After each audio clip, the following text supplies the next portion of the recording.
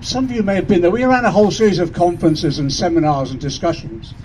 Some of you may remember we did a conference on the Prevention of Terrorism Act and its implications for the Irish community, and most of our speakers were picked up under the Prevention of Terrorism Act. It was the most bizarre event that we had, I think. We also then decided we'd run a series of lectures about the Irish history, but also, more importantly, Ireland today and the Irish community in London today. And we were going to work with the University College Dublin. They were vibrant, there were real discussions. And it wasn't just the Irish community in London coming together. We had, exactly as Jim has said, literally all those people who could reflect their own struggles were turning up, listening to what Ireland had gone through, learning the lessons of the struggles, both practical, philosophical, ideological and political. And they were a tremendous success. And we produced this booklet. There are not many copies available. I've been trying to track a number of down. I was hoping to bring some with me, but I couldn't. I only had a couple. One of the first chapters in the booklet is from Frank Dolan from the Irish Post, and he just gives a summary. Actually, Terence MacSwiney's daughter wrote the foreword to the booklet itself. But Frank Dolan does a sort of short history of Terence MacSwiney and how he arrived at the situation he did. Some of you will know this. You know, he came from a relatively comfortable family in Cork. He studied, he went to university, he became a commerce teacher. And then because of his commitment to the Irish struggle for freedom, he gave up his job and became a full-time organiser for the Irish Volunteers.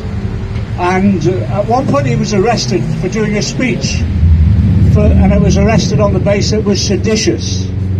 Actually, all it was, the speech was simply calling for Irish freedom and how that could be achieved. And then he stood for election for the first Dáil, the Dáil, which was not recognised by the British state and was elected as a Sinn Féin MP. Then Thomas McCurtain, who was the Cork Mayor, was killed in front of his own children by the state forces, by the constabulary. So what then happened was that Terence MacSwiney volunteered himself to be elected mayor. That was almost a death sentence, to be frank, at that point in time, but he still went ahead with it. And then, of course, he was arrested further, and as he became arrested, went on to the hunger strike and was brought here.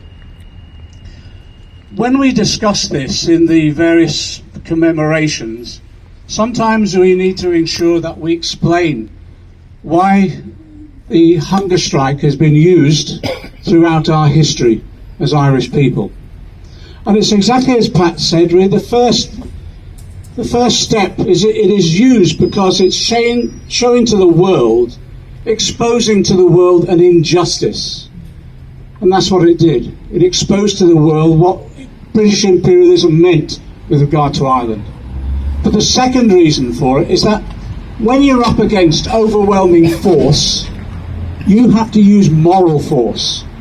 And what better way, there is no better way, I don't think, to claim the moral high ground than actually demonstrating you're willing to give your life for that cause. And that's what Terence MacSwiney did. Hunger strike, as you know, we've seen it throughout our history, is one of the most painful deaths anyone can endure. And that's what he did because it was a matter of moral commitment to that cause. But what it also did, exactly as Pat said, it did set the world alight. If you look at what happened during that period, right the way across the globe, people were standing in solidarity with Terence MacSwiney, but also with the Irish cause. And so it became an inspiration. And it has done throughout generations. Others have followed that strategy as well.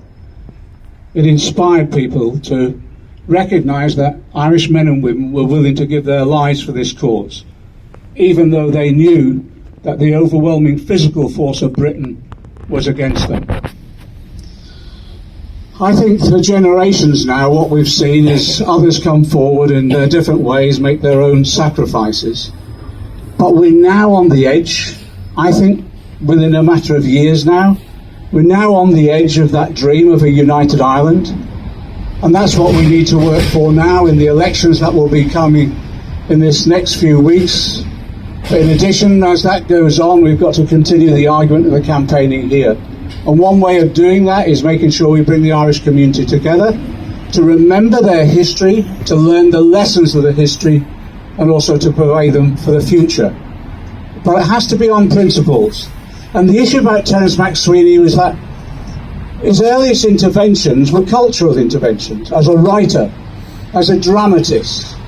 And he was a brilliant writer. But then he started developing his ideas in terms of philosophy. What he wanted to do with his sacrifice is to determine the nature of the future island that we were campaigning for. I want to read you a bit of a paragraph from his principles, because it gives you an idea of the island that he wanted, and I think the island that we need now.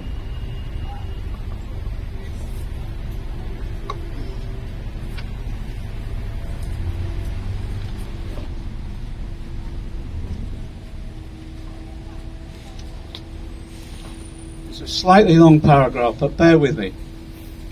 This is what he wrote in his book. We should make this one resolution. Our future history shall be more glorious than that of any contemporary state. We shall look for prosperity, no doubt, but let our enthusiasm be for beautiful living. We shall build up our strength, yet not for conquest, but for a pledge of brotherhood and a defence of the weaker ones of the earth. We shall take pride in our institutions, not only as guaranteeing the stability of the state, but as securing the happiness of the citizen. And we shall lead Europe again as we led it of old. We shall rouse the world from a wicked dream of material greed, of tyrannical power, to the wonder of a regenerated spirit and a new and beautiful dream. And we shall establish our state in a true freedom that will endure forever. That's the island we want to see now. And we're within touching distance of a united Ireland that should be built on those principles. But within that paragraph, he wasn't just talking about Ireland.